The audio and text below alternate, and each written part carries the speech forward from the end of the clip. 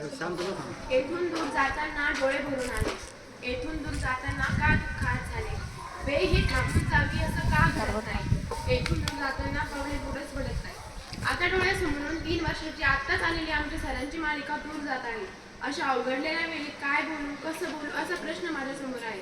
शिक्षक पेशा हा एक असा पेशा आहे तिथे सारे क्षण मोकळे होतात. कलेक्टर असो वा इंजिनियर असो वा डॉक्टर, घडतो फक्त एका शिक्षकामुळेच ना.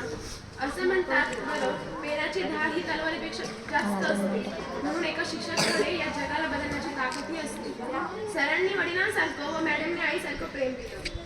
कधी ना क्षण हा नकळत बदलत होता, मिनिटं तासात व सेकंदात बदलत होते. दिवसही भरभर निघून गेले. या शाळेने मला खूप सगळे अनुभव दिले. काही नाती तुटत नाही, ती आपल्याकडून नकळत सुटून जातात.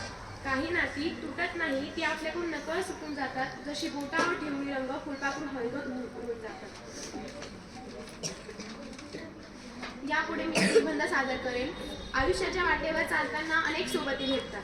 काही दीर्घ काळासाठी असतात तर काही अल्प काळासाठी असतात, परंतु जे अंतःकरणापासून जोडले जातात ते कायमस्वरूपी आपल्या हृदयात घर करून ठेवतात. निरोप शब्द फार सोपा आहे, परंतु ज्या व्यक्तीने आपल्या स्वतःपासून दूर करू शकणार नसतो, त्या शाळेला विसरणार नसतो, तो क्षण आता पूर्णपणे दूर असतो. मग निरोप हा शब्द सोपा कसला? निरोप हा शब्द 3 अक्षरांचा, 3 अर्थाचा आणि 3 स्वरूपांचा. पण त्यामागे अनाथ असणाऱ्या लेकरांना जी व्यक्ती आपलं सर्वस्व ठरवते आणि मग ममतेच्या त्या मायाळू हाताने लिहायला वाचायला शिकवते, तेच खरे पालन करते. 2 अनोळखी व्यक्ती एकमेकांना जेव्हा भेटतात ती प्रकृती, जेव्हा एकमेकांना सांभाळतात ती प्रवृत्ती, आणि जेव्हा निरोप घेऊन निघून जाऊन सुद्धा तरीही आपल्या लेकरांना जे विसरत नाहीच ती आपली संस्कृती. कोणत्याही पक्षाची बाजू न घेता जो न्याय मिळवून देतो, सगळ्यांना एकमेकांपासून दूर करतो, तो निरोप. अनेक नद्या एकत्र येऊन तरीही एकच ठिकाण जिथे सापडते, तो निरोप सांभाळतो. हातात असतं तर खूप काय केलं असतं. नियमानुसार चालणाऱ्या या विश्वालाच बदलून टाकलं असतं. वेळेवर चालणाऱ्या घड्याळालाच परत पहिल्यापासून सुरू केलं असतं. 8वीच्या वर्गाला तर परत 3 वर्ष मागे नेलं असतं.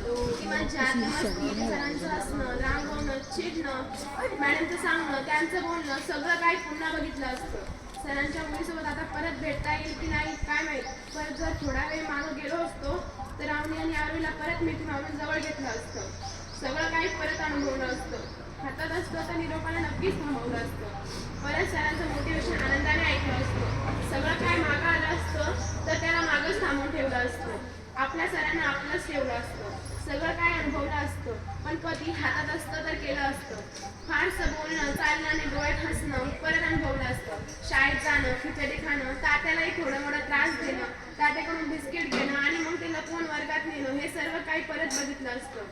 खिचडी खाताना तर बटाटे मोजून घेणं व टॅमॅटो बाजूला काढणं. कोणी खिचडी मागायला आलं तर अगोदर त्याला ओरडून मग त्याला खिचडी देणं, हे सगळं काही परत केलं असतं. हातातच जगच बदललं असतं. सासरला जाणाऱ्या त्या लेकीला माहेरलाच ठेवलं असतं आणि मग नवरदेवला त्याच्या सासरवाडीला आणलं असतं.